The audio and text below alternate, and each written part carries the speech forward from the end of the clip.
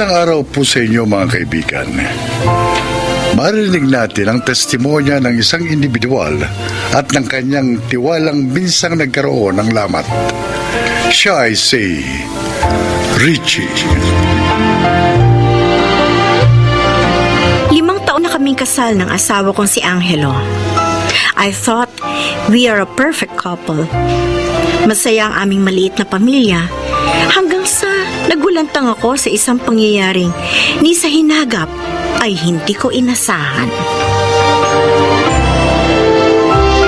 Ning, asan na naman ang asawa mo? Ay, baka patay na pa. Uy, grabe ka ate kay Kuya Doming. Ako. Akala ko ba sabi mo magbabago na ang asawa mong yun? Hanggang ngayon, inuumaga pa rin sa inuman ng iyong asawa. Pasuko na ako. Kaya tinanggap ko na lang na ganyan talaga yung asawa ko. Hindi ka pinalad sa asawa mo. Mabuti pa si Richie. Nakakuha ng matinong asawa. Pa, huwag mo ako kinukumpara kay Richie. Magkaiba kami ng kapalaran. Oo nga naman pa. Biniyayaan naman ako ng Diyos sa asawa kasi hindi ako kasi talino ni Ate Ningning. Matalino sa lahat ng bagay. Maliban sa pag-ibig.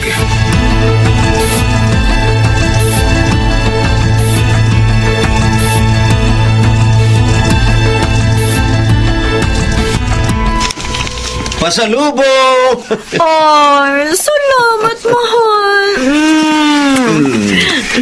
Pasensya ka na, ha? Dapat kagabi pa ako nakauwi, kaya lang marami pa kaming inayos sa site. Okay lang. Nag-asawa pa ako ng engineer kung hindi ko mauunawaan ang nature ng trabaho, di ba? Kaya wala na akong hahanapin pa sa iyo, eh. Ikaw na ang pinakamaunawang asawa sa buong mundo. At ikaw naman ang pinakamatinong mister sa buong mundo. Ay, siya nga pala. Si Kuya Doming, nadaanan ko kanina sa kabilang barangay. Mukhang lasing na naman, eh. May bago pa ba? Araw-araw naman yung lasing eh. Buti na lang maayos ang trabaho ni Ate Ningning. Kung hindi, saan sila pupulutin? Pinababayaan naman na ni Ate Ningning eh. Kasi lalo lang siyang mangungonsum eh. Buti pa ako. Mabait ang asawa ko. Wala pang bisyo. Guwapo pa.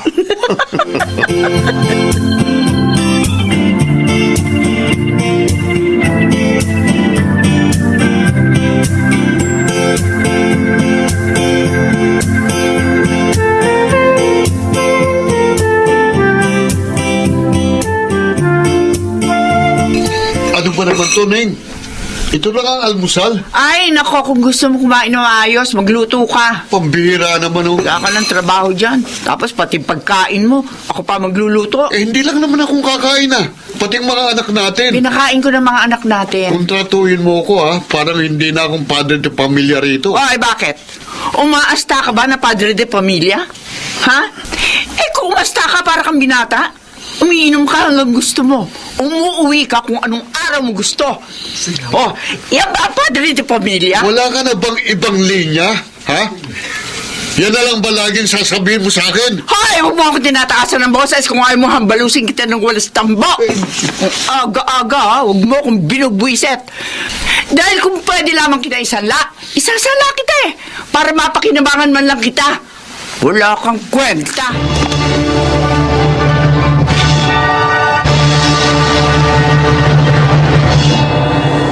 Oh, bagay sa'yo, ate. Ay, oo nga, no? Alam mo kasi, pamili ka naman ng mga pamporma mo para kahit lasenggo yung asawa mo, at least, hindi mahalata ng mga tao na stressed out ka sa buhay mo. Tama ka.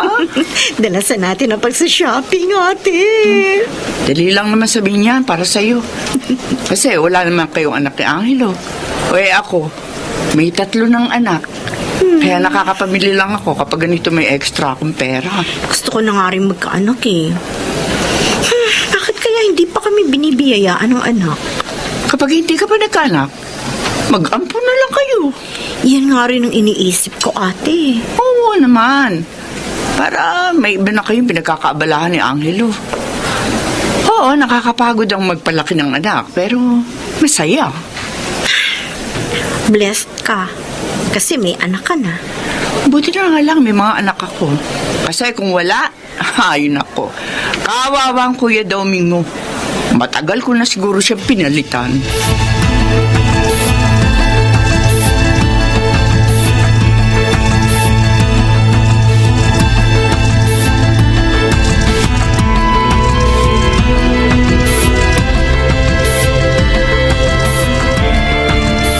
Isang linggo na naman palang wala si Angelo, ha, Richie? Oo, pa. May pinagagawa kasing kalsada sa kabilang bayan, kaya kailangan niya raw i-supervise. Ganun ba? Richie! Oh, Kuya Doming! Ay, tay. Himala, hindi ka lasing ngayon, ha? Doming? Oo, matend ako ng meeting sa school ni Lila eh. O bakit napadaan ka? Itatanong ko lang sana kay Richie kung nasaan si Angelo. Oh, bakit, Kuya? Sabi kasi nung tatay ng kaklase ng anak ko, nakita raw niya si Angelo nung isang araw sa resort. Nag-bonding daw kasi silang mag-anak. Resort? Bakit naman pupunta sa resort si Angelo, Kuya? Nasa trabaho yon. Kaya nga sabi ko na malikmata lang siya, lalo pat sabi may kasama raw ng babae. Ano?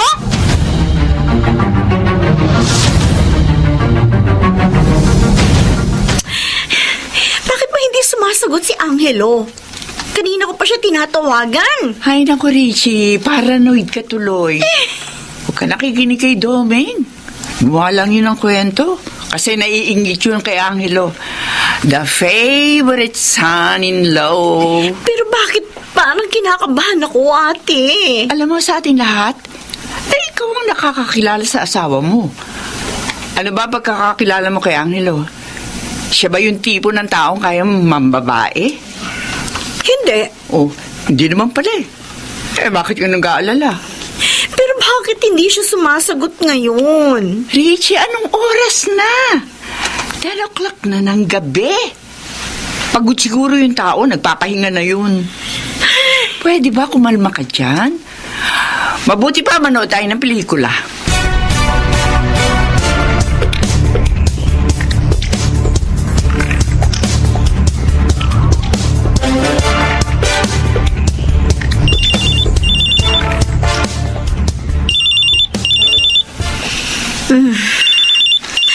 Ay, sino ba to?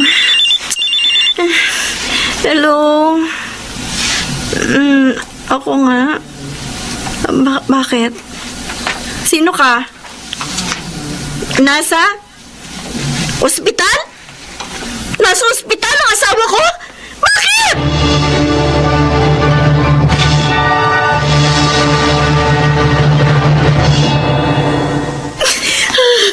Richie?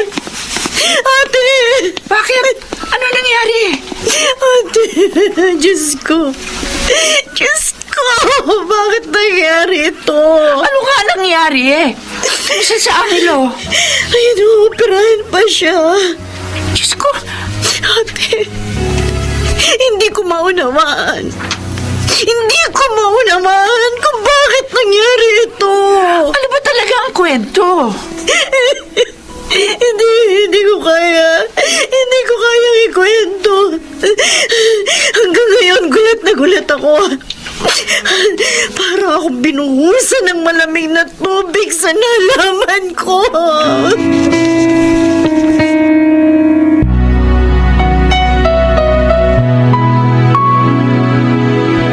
Ganito nalaman ko sa barkada kong pulis. Oh. Nahuli raw si Angelo ng mister nung kalaguyo niya. Ha? Ang eksena pa ganito Nasa loob ng kwarto sa isang resort yung dalawa. Tapos, pagpasok ng lalaki, galit na galit. Hoy. May dala raw itak. Wow.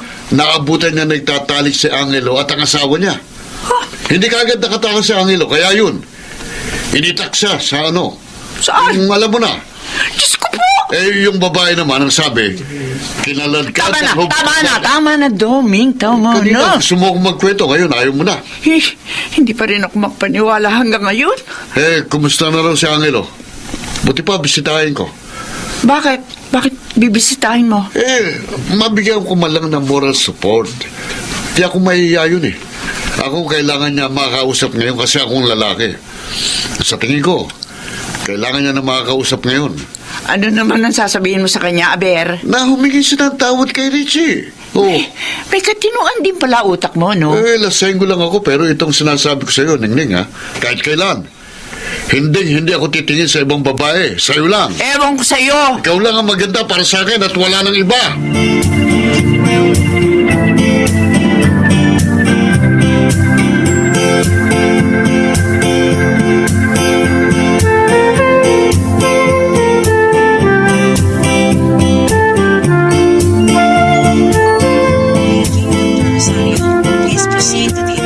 Miss, saan ang kwarto ni Angelo? Angelo Berdin? Bakit? Ikaw ba? Ikaw ba ang kabit ng asawa ko? Richie, Alam mo ang pangalan ko? patawarin mo ako. Patawarin mo kami ni... Huwag mo kong hahawakan. Akong may kasalanan ng lahat. Mabuti alam mo. Patawarin mo sana si Angelo. At sino ka para humingi ng tawad para sa asawa ko, ha? Hindi ko alam na hahantong sa ganito ang lahat. Huwag ka mag-alala. Bukas, iyo na siya. Ha? Anong ibig mo sabihin? Ipapaubaya ko na siya sa'yo. Tingnan ko lang kung maging masaya ka pa kasama ang isang lalaking inutil na sa kama.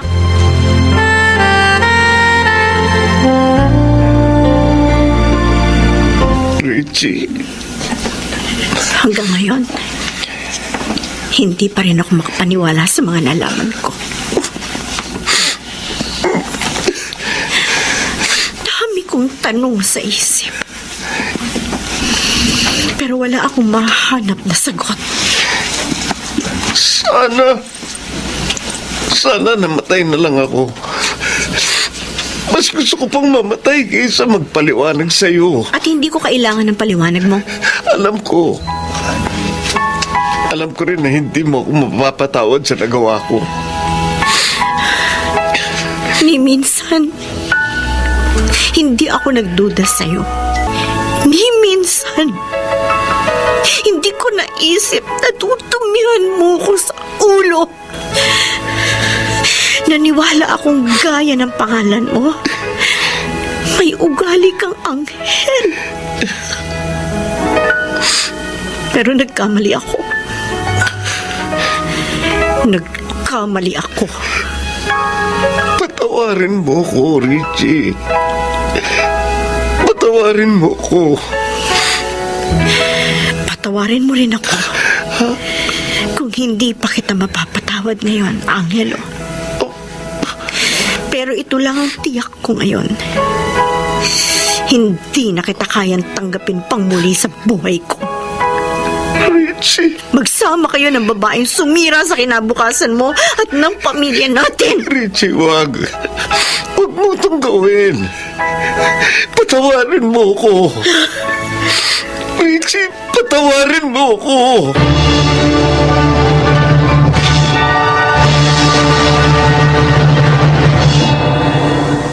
Hanggang ngayon, kumikirot pa rin ang sugat na iniwan ni Angelo sa akin.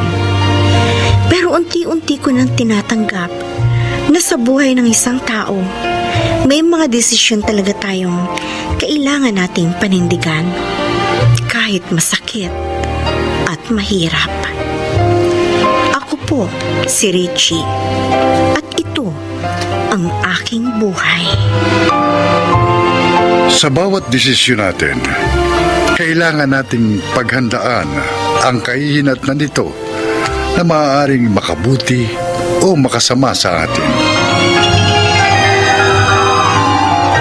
Mga nagsiganap: Junel Banamin, Susan Robles, June Martin Legaspi, Rosana Villegas, Phil Cruz, at Chiquit del Carmen Amor sa papel na Richie.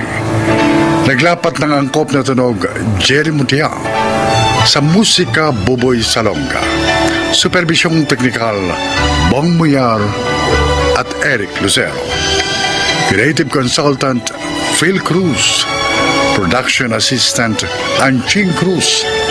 Ito'y mula sa panulat ni Rita Labanon. Sa direksyon, Salvador M. Reales. Ito ang aking buhay.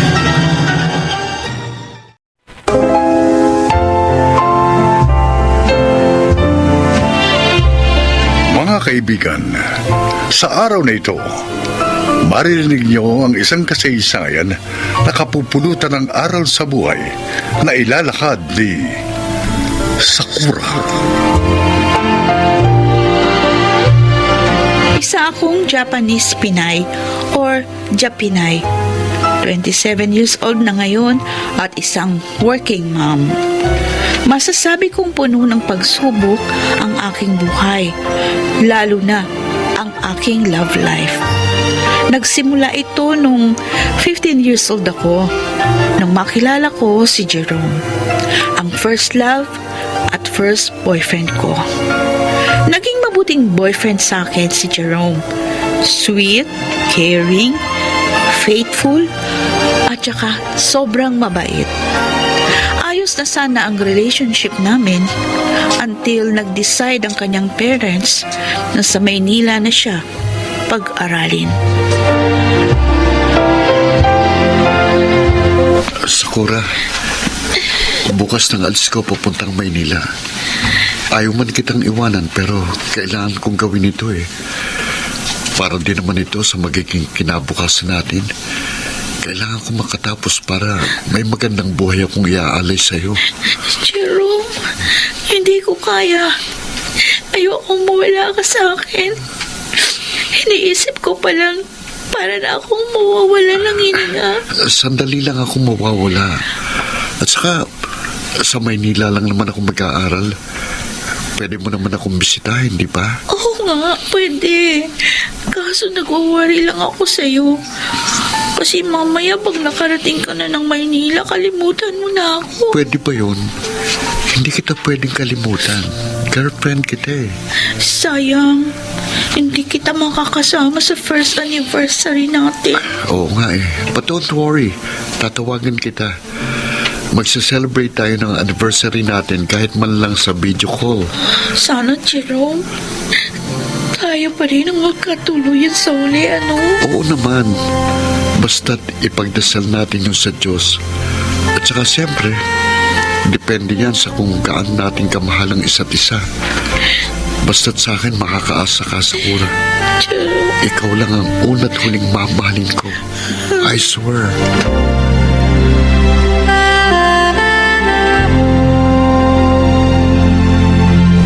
Sakura, bakit di ka pa kumakain? At saka, namumutra ka. May sakit ka ba? masama lang pakiramdam ko, Kuya Tatsuya. Tsaka ayoko ng pagkain. Sorry, parang ayaw masikmura ng katawan ko. Ops naman. Para sa akin na nagluto ng pagkain natin. Sorry talaga, Kuya Kaito. Alam ko masarap ang luto mo. Nagkataon lang, meron akong hinahanap na ibang pagkain eh. Sandali. Hindi kaya buntis ka, Sakura? Ha? Ano po, Ma? Matagal na kita inaobserbahan. Madalas kang mahilo, naduduwal. Tapos sinusuka mo lang yung kinakain mo. Namumutla ka rin. Tapatin mo ko. Nagalaw ka na ba ni Jerome? Ano, Sakura? Oo. May nangyayari na sa amin ni Jerome. Patay tayo dyan. Kung sakaling buntis ka, pananagutan ka kaya ng lalaki yun? Nag-aaral pa lang pareho si na Sakura at Jerome. Yo. Paano niyo mapapanagutan ng kapatid natin? Malabo, Kuya Tatsuya. Sakura, Sura. magbihis ka mamaya. Pupunta tayo sa doktor para ma-check up ka. At masiguro kung buntis ka nga. Sakali magpositive ka, tatawagan ko ang mga magulang ni Jerome para mapag-usapan ang problemang ito.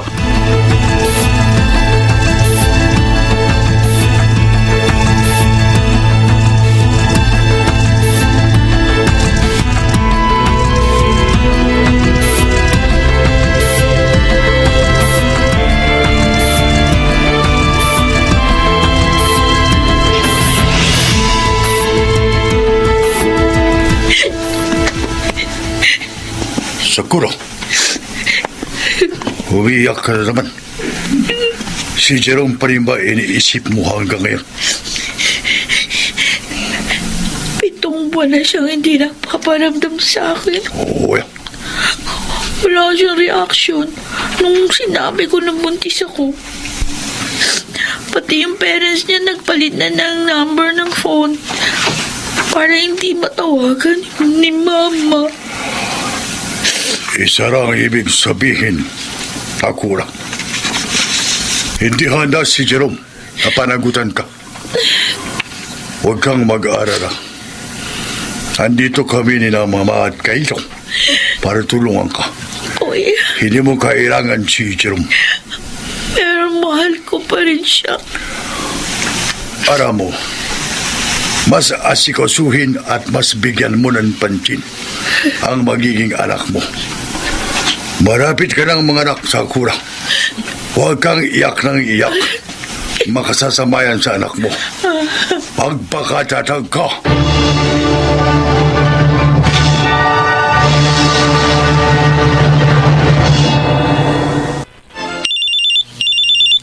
Hello? Sakura, ako ito si Jerome. Jerome, mahigit 1 taong kang hindi nagparamdam sa akin. Alam mo ba kung gaano ko nag-alala sa'yo? I'm sorry. Bakit hindi ka nagparamdam? Di ka man lang tumawag.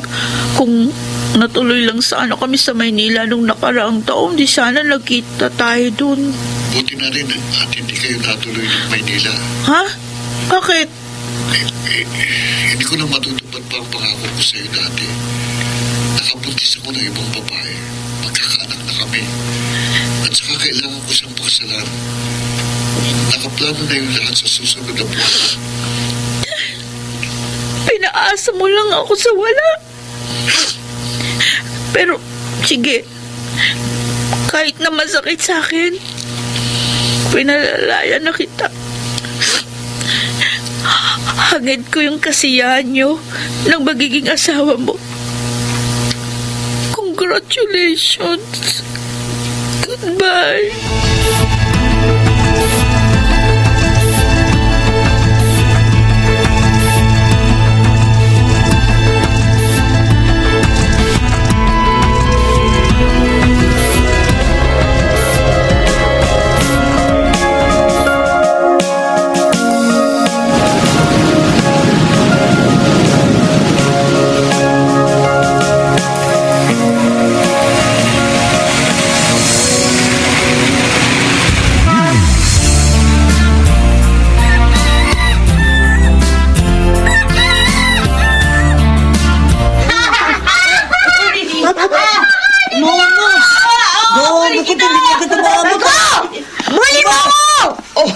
Anak, ang likod-likod mo. Halika nga dito. Basta yung likod mo. Halika, palitan natin yung shirt mo. Opo, Mama! O, halika. Oh, huwag kang malikot. Tingnan mo, basang-basa yung likod mo. Sandali, pupunasan ko. Opo. Sandali lang, Miko, ha? Tapos ito, laro tayo ulit, ha? Sige. Anak, tama na. Baka hikain ka uli. Uuwi na tayo. Mamo naman! Ayaw ko pa po umuwi! Sige na, Renji. Tama ang mama mo. Baka hikain ka na naman. Tulad kahapon. Next time na lang tayo maglaro uli. Ano? Teka lang, Renji, ano ba ang kulit mo? Sandali, pupulbusan kita. Opo. Oh, ayan. Ayan. Oh, bagong palit na yung shirt mo, ha? Mama, si Miko po pala. Kaibigan ko po dito sa school. Hi po. Hi din, Miko. Oh, wala ka bang sundo? Wala po. Hinintay ko pa nga ang papa ko. Kasi siya madalas sumundo sa akin eh. Nung isang araw po, Mama, na-meet ko na po yung papa ni Miko. Oh? Ang bait po niya. Binili po niya kami ni Miko ng ice cream. Talaga? Opo. Galing ano? Oh, Miko, sabihin mo sa papa mo, thank you, ha? Opo! Ay! Ayun na po palang papa ko eh! Papa! Papa! Miko! Miko, anak! Oh, kumusta ka na? Ang schooling, kumusta? Okay naman po. Baba, alam nyo, naka 100 kami sa seat work ni Renji. Talaga? Opo. Galing naman ang anak ko. Ay, alika, Baba. Ha? I-meet natin ang mama ni Renji. Sakura? Ikaw ang nanay ni Renji? Salamat, Jerome. Hinatid mo pa kami ni Renji sa bahay. Walang anuman. Sakura, kung okay lang sa'yo, may tatanong sana ako eh. Sinong ama ni Renji?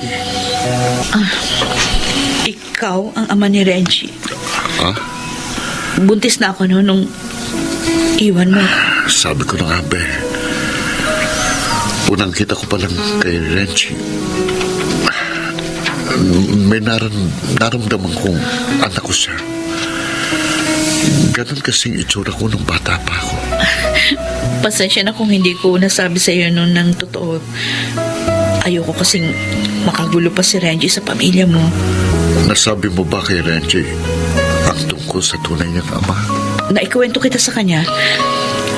Pero hindi pa niya alam kung ano ang itsura mo. Pwede bang kilalanin niya ako bilang ama? Sakura, gusto kong bumawi sa anak natin at huwag kang mag-alala. Regular akong magbibigay ng sustento kay Renji. Ano naman kayang magiging reaction ng asawa mo kapag nalaman niyang may anak ka sa akin? Alam kong maunawaan ni Sandra ang lahat. Okay, sige. Hahayaan kitang makasama mong anak ko. May tiwala naman ako sa'yo. Hindi mo pababayaan si Renji. Nasa iyo na rin kung gusto mong bumawi sa mga pagkukulang mo sa kanya bilang ama. Salamat. Pangako, magiging mabuti kong ama kay Renji.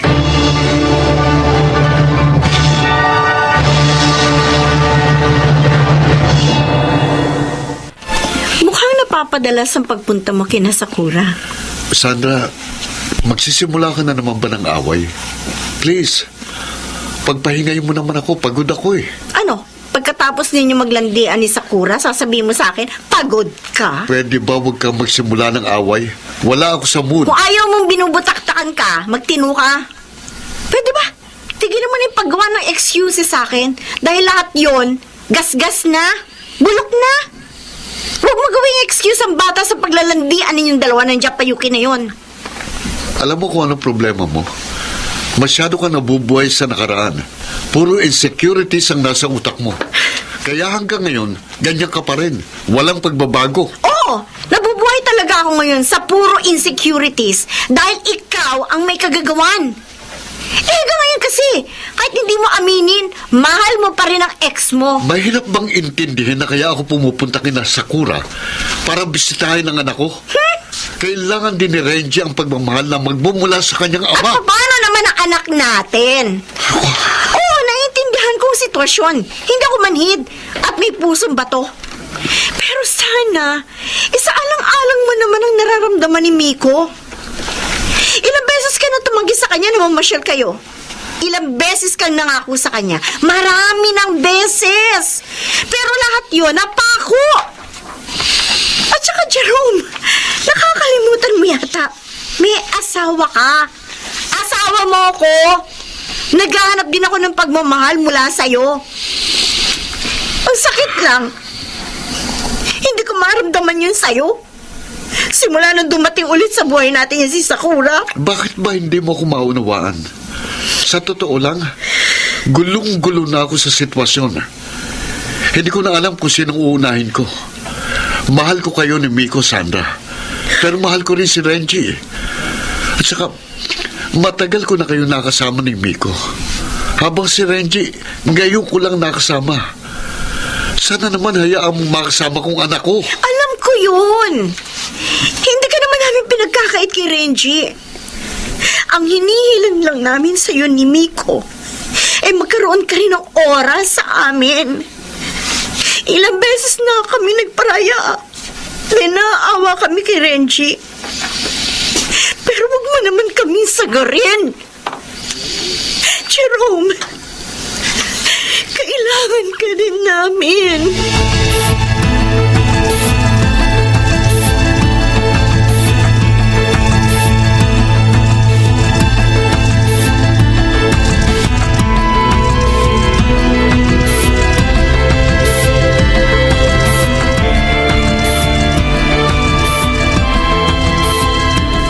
Mabuti naman at pumunta ka sa Sakura.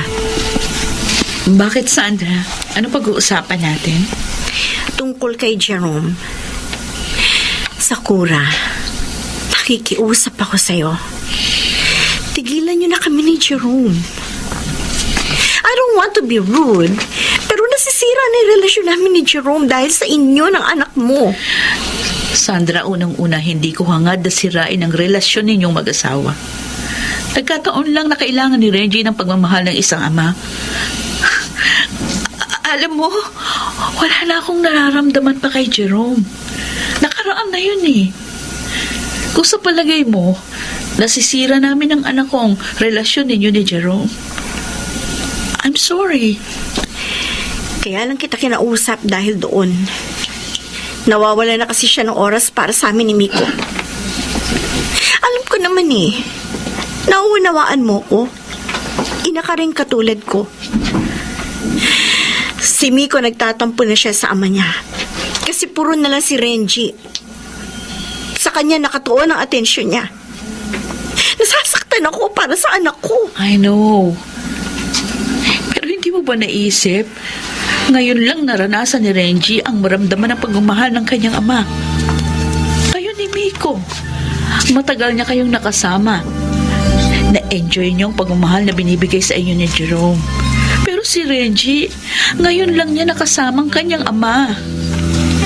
For 7 years, nangulila siya sa pagmamahal ng isang ama.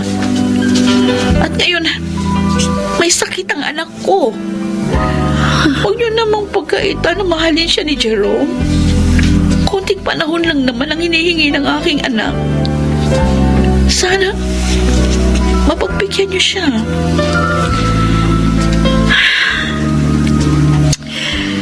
Okay. Naiintindihan ko. Sige. Magpaparaya ulit kami ng anak ko. Huwag kang mag-alala. Hindi mawawala si Jerome sa inyo.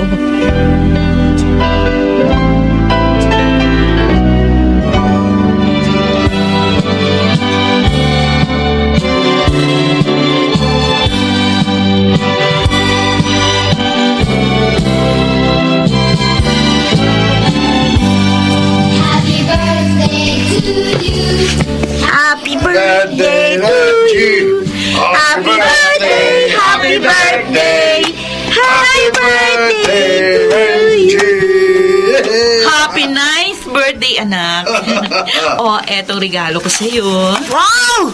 Thank you po, Mama! Welcome. Kami rin ang mga tito mo, Renji. May regalo din kami sa'yo. Wow! Eto. Sana magustuhan mo lahat regalo namin sa'yo, ha? Wow! Mga laruan! Hey, thank you po, Lola! Tito Tatsuya! Tito Kaito! Reggie, may regalo din kami sa'yo ng tita Sandra mo. Eto, Renji. Alam namin paborito mo yan. Wow! We Bear Bears! Paborito ko nga po ito! Hey, salamat po, Papa! Tita Sandra! Sandra, naku, maraming salamat. Dumating kayo sa birthday ni Renji. Malaking bagay itong ginawa nyo para sa anak ko. Walang anuman, Sakura. Masaya kami mag-asawa na makasama si Renji sa special day niya. Kung kasama nyo lang sana si Miko, di mas masaya siguro si Renji. Close na kasi ang dalawang magkapatid. Nasa Amerika lang kasi si Miko eh. Nagbabakasyon sa mga lolo't lola niya. Pero malapit na rin siya umuwi. Sakura, Jerome, salamat din sa'yo. Dahil kahit na busy ka at abala sa iyong pamilya, may oras ka pa rin para kay Renji. walang anuman. Masaya ako kasi nagagampanan ko ang tungkulin ko sa aking anak. At saka, tinutulungan ako ni Sandra. Parang anak na rin ang turing ko kay Renji. Nakakatuwa at nakakataba ng pusong marinig mula sa inyo na mahal niyo ang aking anak. Tatanawin kong malaking utang na loob ito sa inyo.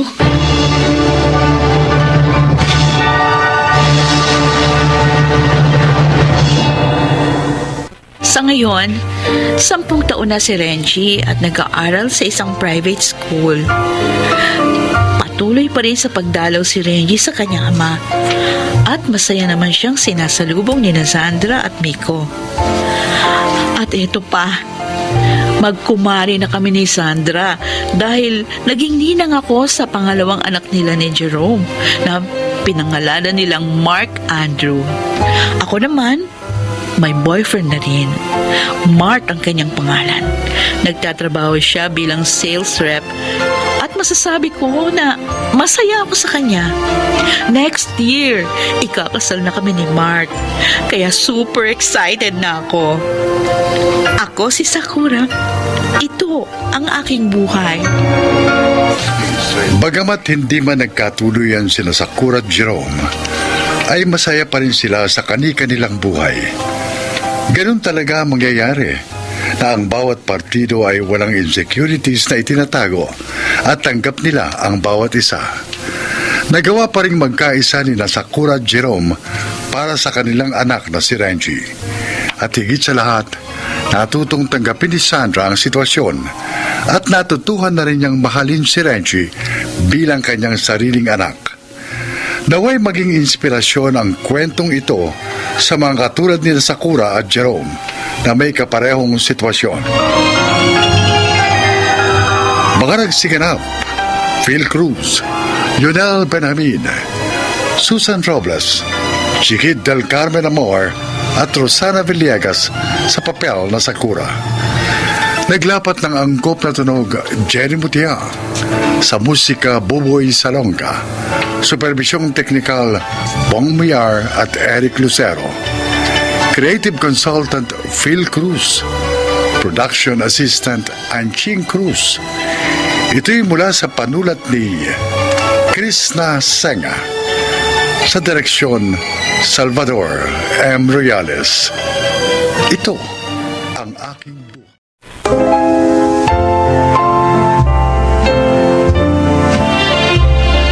Magandang araw po mga kaibigan. Maririnig natin ngayon ang paglalakad ng isang anak na ginawa ang lahat para sa kanyang ama. Siya ay si Dana.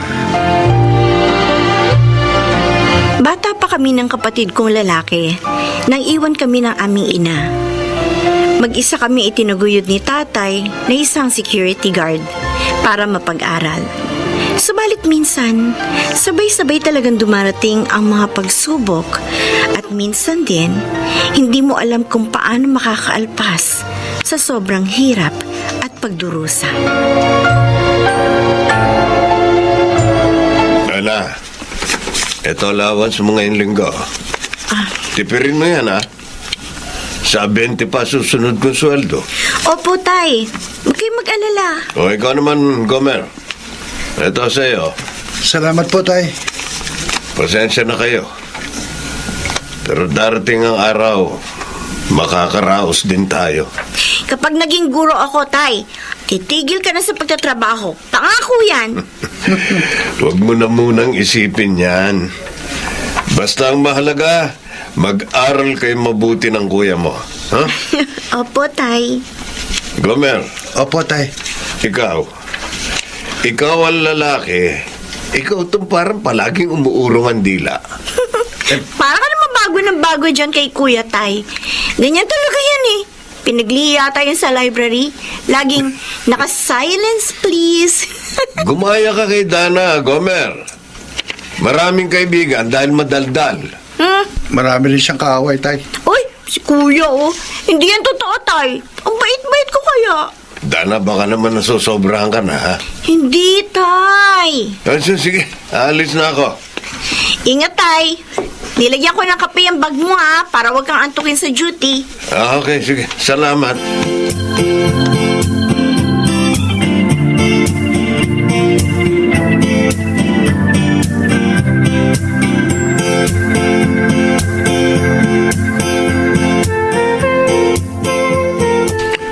Mang Romeo, good morning. Ay, good morning, Sir Eric. Ba, ayos ang pagkakasuklay ng buhok natin dyan, ha?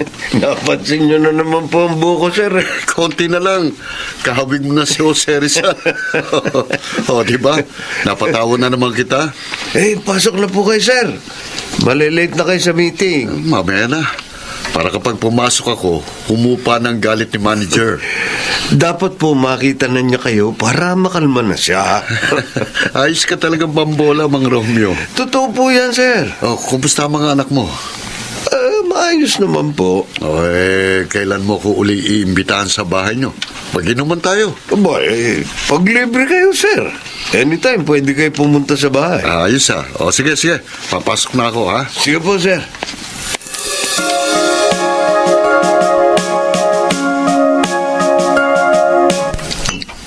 Sir. Yun lang, ha? Dana. Anak, bakit dala nga rito yung pulutan? Opo! Ito po, oh. Dana, alaga ka na. Huwag ka muna magbo-boyfriend, ha? Nako, wala pa po sa isip ko yan, Sir Eric. Oh, yan ka na naman. Di ba sabi ko sa'yo, Tito Eric na lang ang itawag mo sa akin? Para ko na kayong mga pamangkin kasi itong tatay nyo, ha? Para ko na itong kapatid. Mabait yan at masipag, sir. Kaya alam niya na kapag estudyante pa lang, hindi pwede makipagrelasyon. Tama yan. Siya nga pala. Ito.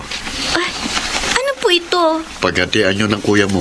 Naku, sir. Huwag na. Ano ka ba? Hindi ko naman sa'yo binibigay, tapos ikaw ang tumatanggi. Kasi, sir... Sige na, Dana, kunin mo na ito. Salamat po, Tito Eric. Yan. O, diba? Mas magandang pakinggan. Alam mo, anak, wala pang pamangkin si Sir Eric dahil parehong mga busy sa trabaho mga kapatid. Oo, tapos si Mrs. Hindi naman magkaanak. May pag-asa pa, sir. Bata pa naman ang asawa niyo. Hindi na ako maasa. Ayos na rin naman sa akin na kami lang ni Mrs. Sige na, Dana. Tuloy mo na yung ginagawa mo. Opo, excuse me po. Naiinggit nga ako sa'yo, Mang Romeo. Ikaw kasi may anak ka, 2 pa. Ako wala, kahit isa. Tapos, hindi pa kami magkakasundo ng mga kapatid ko. Ay, Bakit, sir? Hindi pa rin ba kayo nagkakaayos ng isang kapatid niyo? pati nga yung isa, masama na rin ang loob sa akin eh. Hindi lang namin pinapakita sa ibang tao na hindi kami okay kasi baka maapektuhan ang negosyo. Hanggat ang kapatid ko pang panganay ang manager namin, titiisin ko na lang munang lahat. Kasi ayokong tuluyan kaming magkawatak-watak. Sayang ang negosyong ipinamana sa amin ni Papa.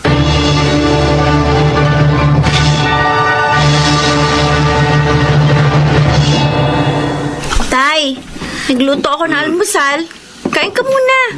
Si Kuya may binili lang saglit na... Tay! Gomer! Kuya! Uy, bakit ang putla mo? Si Sir Eric! Si Sir Eric! Si Tito Eric, bakit? Bakit, Gomer? Patay! Ha? Patay na! Ano? Kuya, ano ba sinasabi mo? Andun pa yung mga pulis sa labasan. Kasasakay lang sa ambulansya ng katawan niya. Pero sabi nila, patay na raw. Sinaksak! Oh, Diyos ko. Hindi! Opo! Ay, Opo! ano po yon? Mga pulis po kami. Nandyan po ba si Mr. Romeo Santos? Bakit niyo po hinahanap ang tatay ko?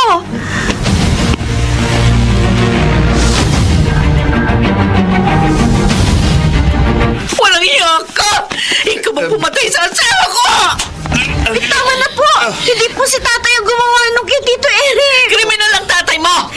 Walang ibang pwedeng magtangka sa buhay niya kundi ikaw! Kinuha mo ang loob ni Eric para mawili siya sa inyo, di ba? Pero ang totoo, humahanap ka lang ng tiyempo para magnakawan siya! Hindi totoo yan! Para sa 50 mil, pinatay mo ang asawa ko! Wala kang kaluluwa! Hindi po totoo yan! Hindi! Hindi mamamatay tao ang tatay ko! Tay, sumagot ka! Hindi mo naman ginawa yung kay Tito Eric, di ba? Hindi mo siya pinatay!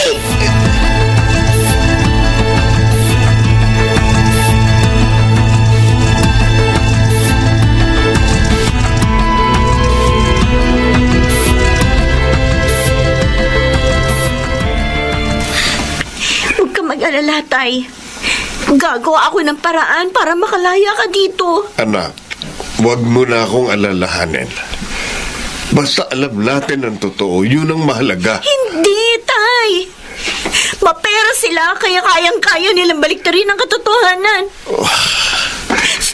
Eric. Alam kong alam niya kung sino gumawa nito sa kanya. Anak, ang pag-aaral ninyo ng kuya mo ang isipin mo. Hindi, Tay! Hindi ako papayag na makulong ka! Gagawa ako ng paraan!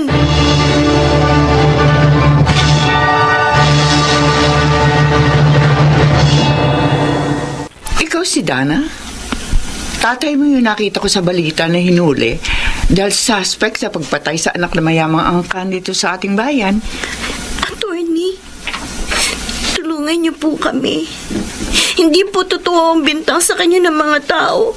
Hindi siya mamamatay tao. Bakit ako maniniwala sa'yo? Anyone can be a suspect right now. Kahit ikaw. Okay lang kung ako makulong. Huwag lang ang tatay ko. Hirap na siya sa pagpapalaki sa amin mula nang iniwan siya ng nanay namin. Araw-gabi siya nagtatrabaho. Nagtitiis siya ng antok, ng pagod, ng hirap. Para lang may taguyod kami ng kuya ko.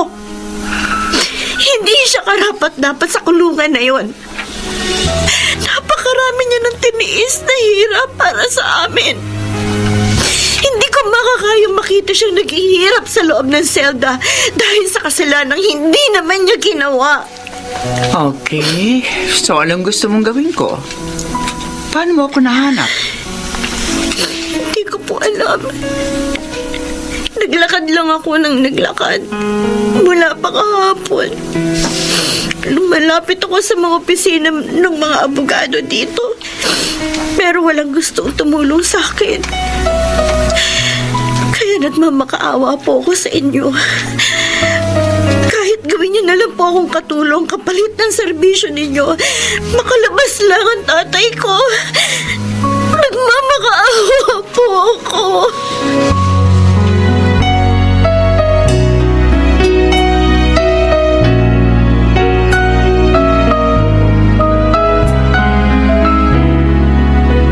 Tay, kumusta ho kayo rito? Maayos naman ako, Gomer. Pero may pasakay sa mukha. Ano nangyari dyan? Nag-away yung mga presong kasama ko sa selda. Sinaway ko. Kaya lang, nadamay ako. Huwag kang mag-alala, Tay. May nahanap na kaming makakatulong sa inyo. Makalalabas ka dito. Kumakain ba kayo magkapatid? Opo. Nagtrabaho muna ako sa food chain. Tumigil ka sa pag-aaral? Opo, Tay. Diyos ko. Patawarin niyo ako, mga anak. Pati kayo nadadamay sa mga nangyayaring ito. Kumpara sa pinagdaraanan namin, mas mabigat ang pinagdaraanan nyo rito sa kulungan. Lalo na, at hindi naman totoo yung mga akusasyon sa inyo. Maawain ng Diyos. Alam kong tutulungan niya tayo.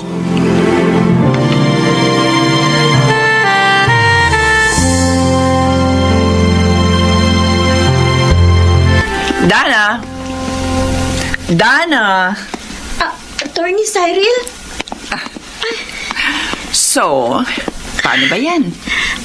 Panalo tayo.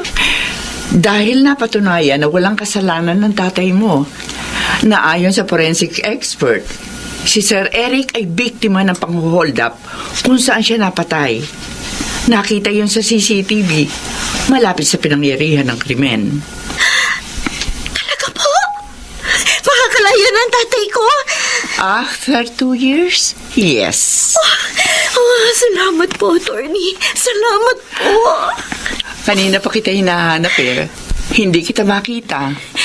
Kinakabahan kasi ako eh. Kaya pumasok muna ako ng chapel. Oh, sabihin mo na sa kuya mo. Napakapalad ng tatay niyo sa inyo. Kung gaano kayo itinaguyod ng tatay niyo na mag-isa. Ganon niyo rin siya pinaglaban at ginamayan ngayon. Sa isa sa pinakamabigat na pagsubok na dumating sa buhay niya. Na-inspire ako sa inyo. Salamat po, attorney. Kung hindi dahil sa inyo, hindi makakalaya si tatay. Kinasiya ng langit ang tatay niyo. Magpakatatag kayo, ha? Habang buhay ko po itong tatanawing utang na loob sa inyo. Oo, come on. Huwag mo na isipin yan. Sige na. Puntahan mo ng tatay mo. Hinihintay kayo noon. Opo.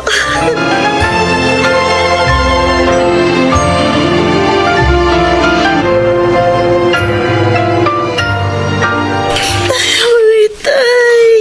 Mga anak ko. Tay, malaya ka na. Sa wakas, makakasama ka ng uli namin. Salamat sa inyo. Salamat sa inyong dalawa. Dahil hindi nyo sinukuan ang pagsubok na ito. Hindi tayo susuko sa kahit anong pagsubok.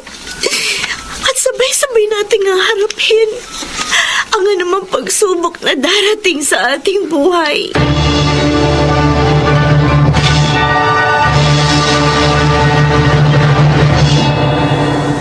Isa yon sa hindi namin makakalimutang karanasan. Bagamat parang bangungot ang pangyayaring yun, doon namin napatunayan na kapag magkakasama naming hinarap ang problema, maaari namin itong mapagtagumpayan. Ako po, si Dana, at ito ang aking buhay. Hindi nawawala ang mga suliranin sa buhay. Ngunit kapag sama-sama, mas magaan pasanin ang anumang pagsubok na dumarating. Mga nagsiganap, Junel Benamin, Phil Cruz, Rosana Villegas, Bobby Cruz, Susan Robles, at sa papel na Dana, Chiquit del Carmen Amor.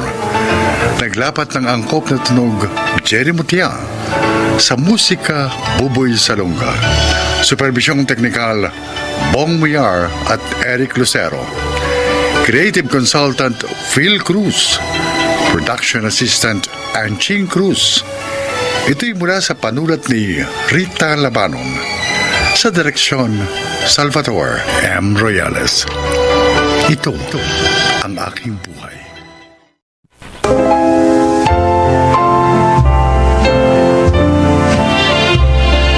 Magandang araw po mga kaibigan. Marinig natin ang paglalakad ng isang babaeng ilang ulit na nagkamali sa pakikipagrelasyon. Siya ay si Isaiah. Maagang namatay ang tatay ko at ang nanay ko naman, hindi kami gaanong naalagaan dahil sa pagtatrabaho. Kaya madalas, natatagpuan ko ang aking sarili na naghahanap ng taong magmamahal at magbibigay sa akin ng atensyon. Kaya! Nasa banyo ko, sandali! Bilisan mo! Oh, bakit ba? Halika! Ay, aray ko! Buko! Magtatanong ka pa, ha? Magtatanong ka pa? Aray ko! Arma ng buko! Sino na naman ang ka-text mo, ha? Ano? Nagtatago ka pa sa banyo, ano, ha? Katex! Wala! Oh! Wala, ha? Wala. Kung hindi ko pa alam, nakikipag-uusap ka pa sa anak ng panganay mo! Hindi totoo yan! Lasing ka na naman, kaya naghahanap ka na naman ng pwede natin pagawayan. Ang gagawin mo pa ako sinungaling! Kung may manaloko ba sa ating dalawa, ikaw yan! Tumahimik ka! Ikaw yan! Aray! Hindi ka! Aray ko! Aray ko! Tama na! Gusto mong Totoo dumugo na naman ang gusto ng bibig mo! Totoo naman eh! Manaloko ka! Ano? Niloko mo ako!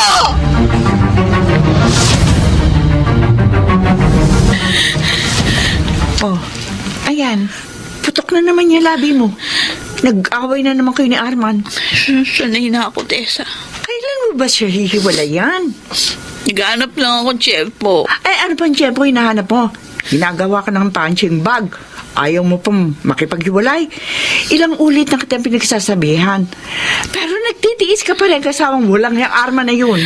Maghanap muna ako ng mapagkakakitaan bago ako makipag-iwalay sa kanya. Ay! Diyos ko, ang hirap mong kausap, oo. Hindi mo kasi ko naiintindihan eh.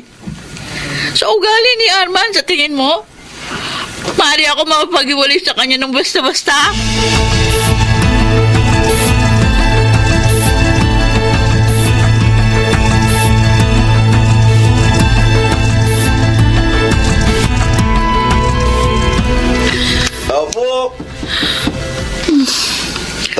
po. Ano ba to? Opo. Bakit? Ma'am, bill sa kuryente. Baguhan ka ba? Ay, opo. Iniiwan lang yung bill dito sa pinto. Dinidikit. Naku, pasensya na, ma'am. Ngayon ko lang to nakita. Tsaka, may tsura. Sige po, maiwan ko na kayo. Pasensya na po sa abala. Ay, sandali. Ha? Gusto mo muna uminom ng tubig? Mom, pawis na pawis ka na eh. Naku, salamat ho. Nauuhaw na talaga ako eh.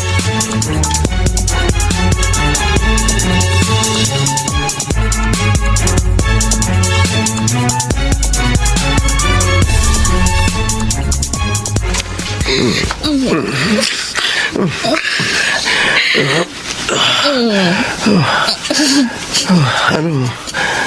Kailan mo hihiwalay ng kinakasama mo? Bakit? Paninindigan mo na ba ako? Kaya, sinabi ko naman sa'yo na may asawa ako, di ba? Ay, bakit gusto mo? Ipagwalay ako kay Arman. Dahil ayoko nakikita kang may mga pasa sa katawan. O kaya naman, minsan, putok ang labi. Nung isang buwan, may black eye ka pa. Kung hindi mo naman ako kayang pakasalan, hindi ako makikipaghiwalay kay Arman. Kung noon pa sana kita nakilala. Siguro, ikaw ang ama ng mga anak ko at hindi yung mga lalaking wala namang kakwenta-kwenta. Sana masaya ako. Sana masaya tayo.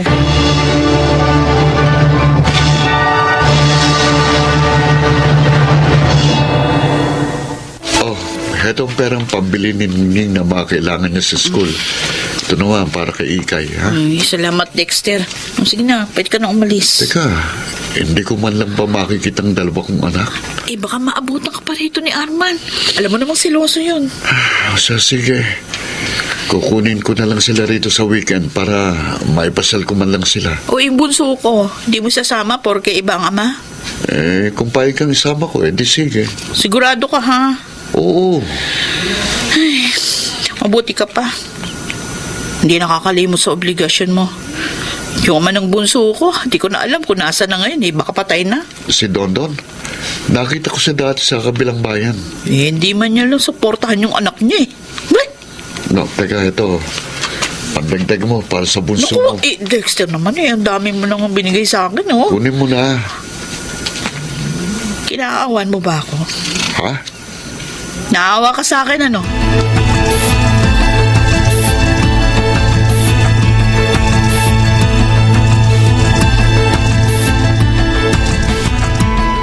Teya, saan ka na naman galing kahapon? Bakit? Nakita kita. Saan? Saan ba kita maaari makita kahapon sa tingin mo? Kaya, nakikita pa rin ba kayo ni Mario? Oo. Ako talaga baliw. Paano kapag nahuli kayo ni Arman? Jack, papatayin niya kayong dalawa. O di patayin niya. Wala naman na siguro kung kailangan gawin dito sa mundong ito. Paano na mga anak mo, Aber? O di bahala na si Dexter sa kanila. Talagang gusto mong ipagpatuloy ang relasyon nyo ng Mario yun. Ay, bahala ka sa buhay mo. Basta ako, hindi ako nagkulang sa pagpapaalala sa'yo.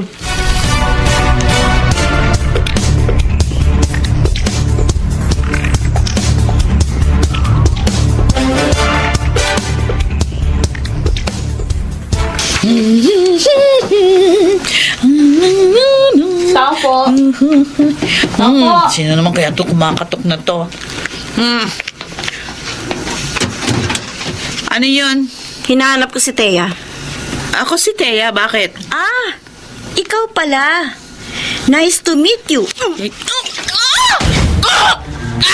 Ano yan? Ano itong tinapon mo sa mukha ko? Ay, nakasim! Mangang sa mata ko, nahihilab ako! Suka may asin at sili. Bagay sa'yo. Kasi mukha kang Ay, daing. ang abdi! Hindi ako makita! Salamat ka hindi asido yung tinapon ko sa mukha mo. Baka ngayon umuuso ka na. Ano ba ang kasalanan ko sa'yo? Walang niya ka! Ikaw ang walang iya. Malandi. Tatlo na palang anak mo. Nakailang lalaki Lalaki ka na ba, ha? Pati ang asawa ko, kinakalantari mo pa? Pwes, ito ang sasabihin ko sa'yo. Nagkamali ka ng nilandi. Ikaw, kapag hindi mo patinigilan si Mario, babalik ako dito at sisirain ko na yung mukha mo!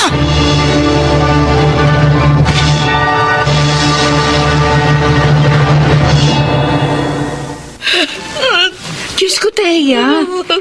Tingnan mo na nangyari sa'yo. Yan na kasi ang sinasabi ko eh.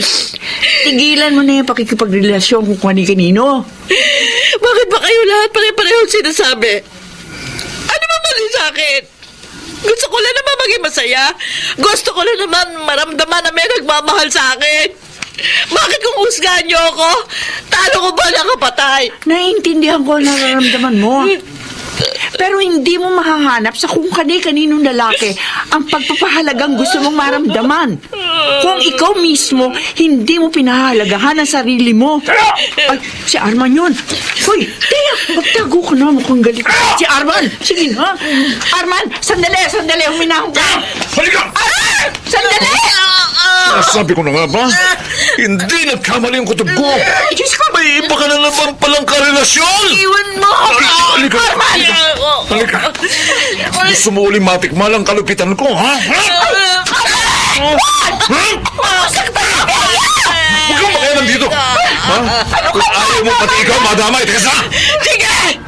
Patayin mo ako kung gusto mo ako patayin! Ganon! Patayin mo na ako! Oo, papatayin talaga kita, ha? Malandi ka, ha? Malandi ka! Tama! Ikaw matatamaan!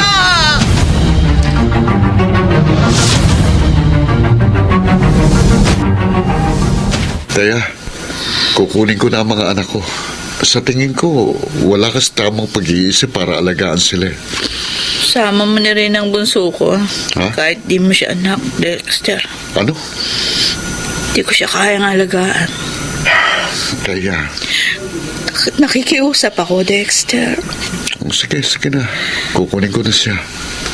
Salamat, Um, Dexter. bakit?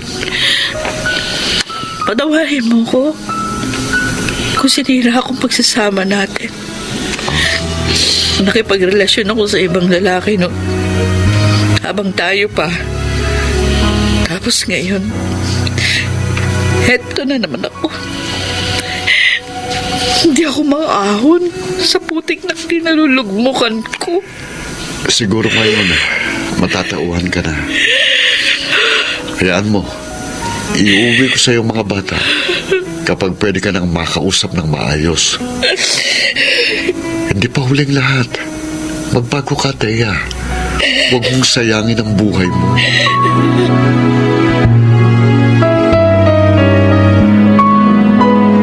Talaga bang aalis ka na, Teya? Oo, Tessa. Magpapakalayo-layo muna ako. Hanggat naririto ako, hindi ako titigilan ni Arman. Ay, nakakalungkot. Mamimiss kita. Alam mo naman, para tayong kambal. Magkahawig pa yung pangalan natin. Salamat sa lahat. Salamat dahil hindi ka nagsawang pangaralan ako, payuhan, at gabayan. Ngayon, pagkalipas ng napakahabang panahon, magagawa ko ng sundin yung mga sinabi mo sa akin. Pagdarasal ko na maging maayos na ang lahat, Teya. O yung mga anak ko ha, kung meron kang oras, bisitahin mo na sila kay Dexter. Siyempre. Basta huwag kang mag-alala. Sana dumating yung panahon na makakasama ko ulit sila. Gagawin kong lahat para sa muli naming pagkikita. Karapat dapat na akong maging nanay nila.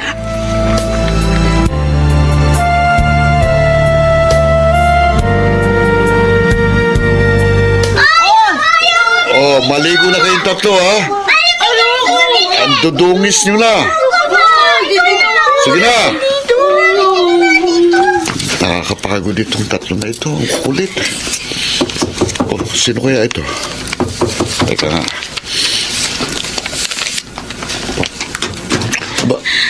Thea? Dexter, kumusta? Ikaw ang kumusta? Pasok ka. Naliligo yung mga bata. Miss na miss ko na sila. Gustong-gusto ko na silang mayakap. 2 taon kang nawala. Okay ka na? Sa tingin ko. Mabuti naman. Salamat, Dexter, ha? Salamat sa pag-aalaga sa mga bata. Maraming salamat sa iyo.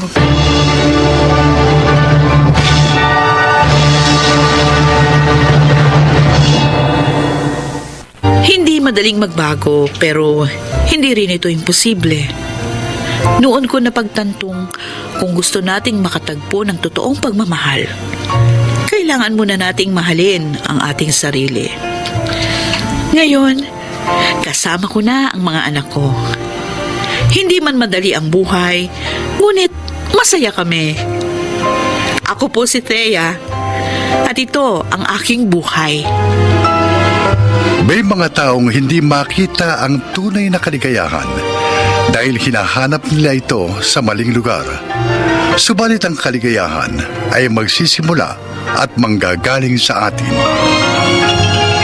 Makaragsiganap, Susan Robles, June Martin Legaspi, Lionel Benamin, Chiquit del Carmen Amor, Phil Cruz at Rosana Villegas sa papel na Thea. Naglapat ng angkop na tunog, Jerry Mutia, sa musika ni Boboy Salonga.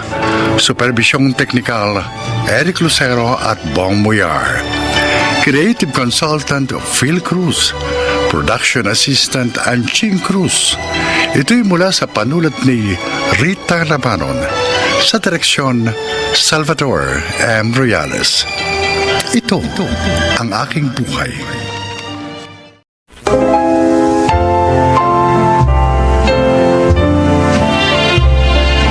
Mga kaibigan, sa araw na ito, maririnig ninyo ang kwento ng isang ina na hanggang ngayon ay pinagdaraanan pa rin ang pagdadalamhati ng masakit na pagsubok na sumukat din sa kanyang katatagan sa huli.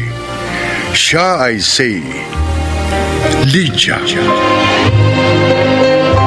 Karnal na magkakaibigan ang mga magulang namin ni Hernan. Kaya naging produkto kami ng isang arranged marriage. Gayunpaman, sa kabila nun, maayos pa rin namin nagampanan ang mga parte namin bilang isang mag-asawa. At bilang mga magulang ng aming mga naging anak na sina Denzel at Kenji, na ngayon pareho ng mahuhusay na civil engineers tulad din namin ng kanilang ama.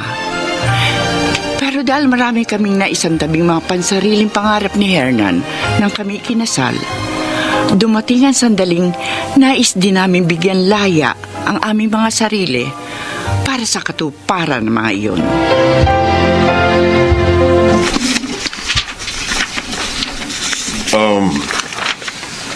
Pwede ba kitang maabala sa pagre-review mo sa mga plano ng susunod niyong proyekto, Lydia? Oo naman, Hernan. Ang totoo, pinapasadahan ko lang ulit yung mga papeles na pinapacheck sa akin ng kumpanya. Teka.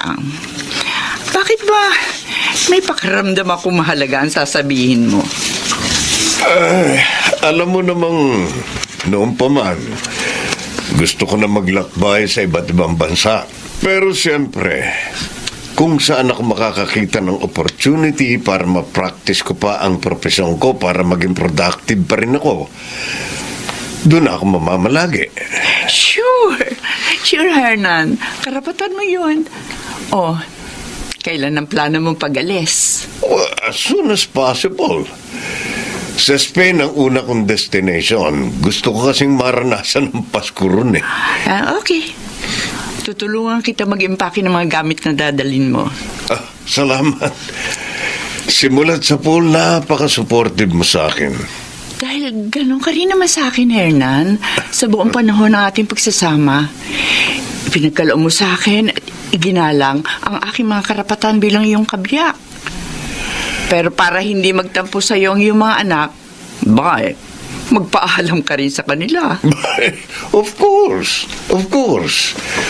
Pwede ko ba namang makalimutan ang 2 paborito kong engineers?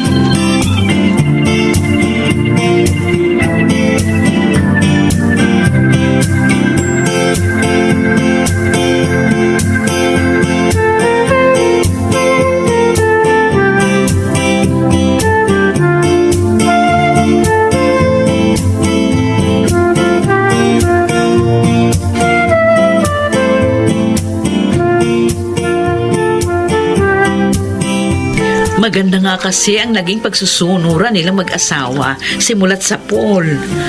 Kaya magaang nilang nadidesisyonan ang mga bagay-bagay. Kahit pa hanggang ngayong nagkaedad na sila. Yung katapatan ni Hernan kay Lydia, yun ang isa sa hinahangaan ko. Isipin mo ha, arranged marriage sila. Pero ni minsan, hindi nakaisip ng babae si Hernan. At hindi ko rin sila naringgan ng issue tungkol sa pera. At kahit kailan, wala silang sinasabi tungkol sa isa't isa. Kundi, magagandang bagay lang. O di ba nga? Madalas sabihin ng iba, walang perpektong pagsasama. Pero tingnan mo ha, napakaganda ng koneksyon ni Hernan at Lydia sa isa't isa.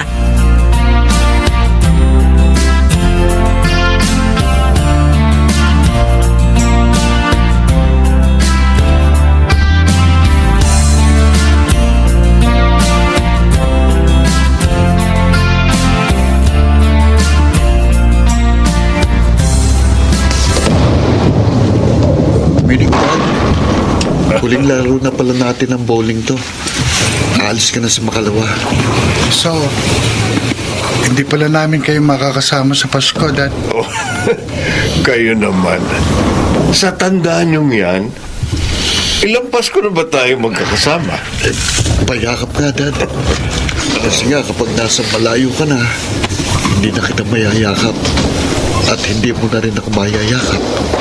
Kuya, pwede pa. Wala namang mga ganyang salita. Para ka namamaalam na eh. O why? Hindi ba pagpapaalam naman talaga ang pagkikita natin ito? Dahil aalis nga si Daddy. Ewan ko sa'yo. Lahat dinadaan mo sa biro. Para sabihin ko sa'yo, sa buong buhay natin bilang magkakapatid, ayoko yung pagbibiro mo ngayon.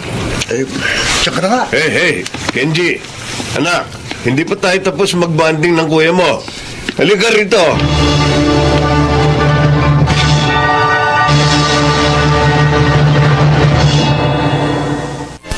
Ma'am, ano nangyari kay kuya? Bakit itinakbo siya dito sa ospital? Wala na, kuya mo. Wala na, Kenji is dead. What? Paano nangyari yun? Ang lakas-lakas ni kuya eh. Wala naman siya sakit. Naglihim siya sa atin. Matagal na siya may tumor sa utak. Abnormal ang paglaki ng mga selula sa loob ng kanyang utak. Nagpapagamot siya ng hindi natin alam. Ang masakit. Nakatakda pa na siyang operahan next month. Pero hindi na siya umabot sa kanyang operasyon. Pero paano yun naalaman ng lahat ng ito? Yung doktor na in charge sa kanya ngayon. Iya pala ang neurologist ng kuya mo. Nasa record niyang history ng sakit ng kuya mo. Kanto! Diyos ko! Sabihin mo hindi totoong lahat ng ito, ma'am!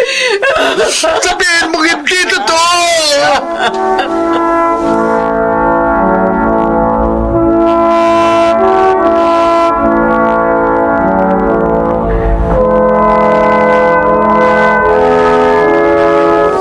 I'm sorry.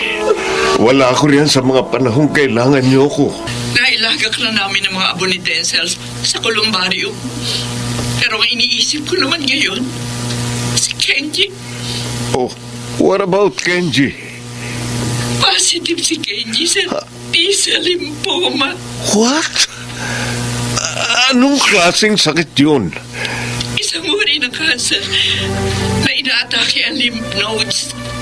Lalo na kapag may infeksyon ng pasyente. Ang masakit, Hernan, rare form pa ng T-cell lymphoma at tumama sa ating anak. Oh, God!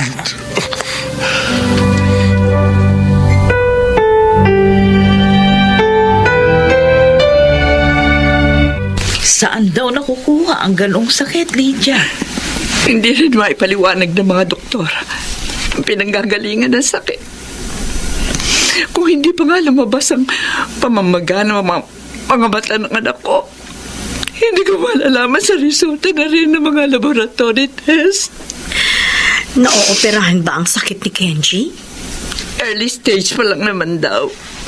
Kaya ini-schedule muna siya para sa chemotherapy.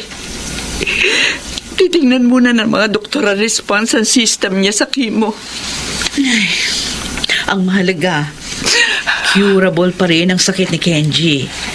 Malaki pa ang chance na gumaling siya. Dagdagan pa natin ang ating mga dasal. Natutrauma na ako sa mga nangyayari. Bakit ang mga anak ko pa? Bakit hindi na lang ako? Lydia, minsan may mga tanong tayo na hindi natin maintindihan. Pero lahat may dahilan. Naiyak kami mag-ina na malaman ang findings niya. Bakit pinagdadaanan namin ang ganito? Samantalang wala naman kaming ginagawa kundi puro kabutihan.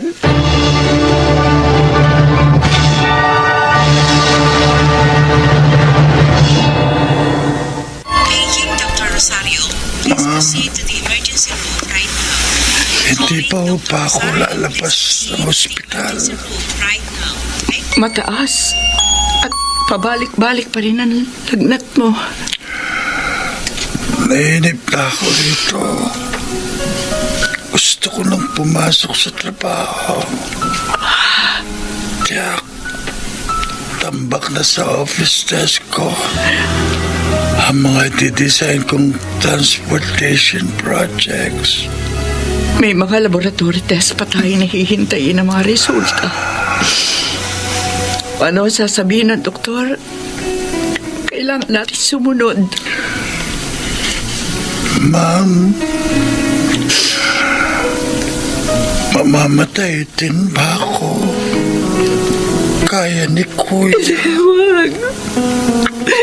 Huwag mo sabihin yan. Magkaiba kayo ng sakit ng kuya mo. Gagaling ka pa. Basta lahat ng medication, susundin natin. Lahat ng posibleng paraan. Hihilingin natin sa mga doktor.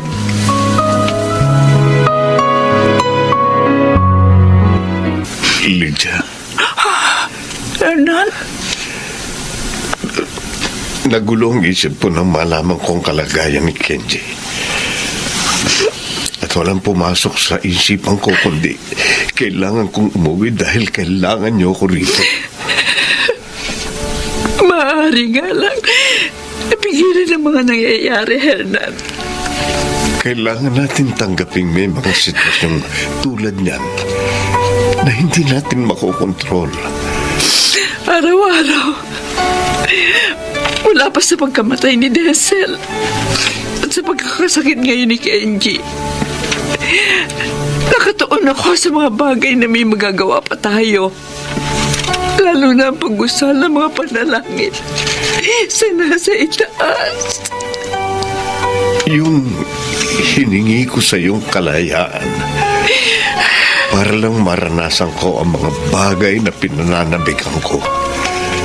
Napilit ko pa rin gustong samantalahin. Hindi na pala dapat. Ang mga yun ang nagmulat sa akin. Nahigit sa mga yun, may mahalaga pa rin akong papel na dapat gampanan sa inyo ng ating mga anak. Hindi mo na itutuloy ang mga plano mong paglalakbay. Kayo ang pinakamahalagang biyayang meron ako sa aking buhay, Lydia. At sa bawat Paskong dumarating, kayo ang pinakamagandang regalong hindi matutumbasan ng ano pa mang material na kasiyahang maibibigay sa akin ng mundo. At si Denzel, mananatili siya sa ating mga puso.